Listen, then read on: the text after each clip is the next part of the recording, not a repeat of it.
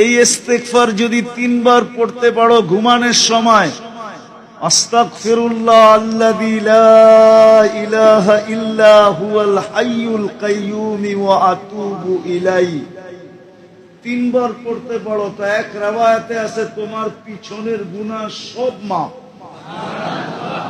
চাই ওইটার মাত্রা যত হোক। আরেক riwayate আছে সমুদ্রের ফেনার পরিমাণ, গাছের পাতার পরিমাণ আর বালুর কণা পরিমাণ।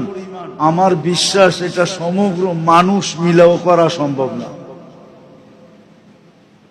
কি সিলেটের মানুষ, দুনিয়ায় যত গাছ আছে গাছের পাতা সমান। সিলেটের গাছ না, বাংলাদেশের গাছ না।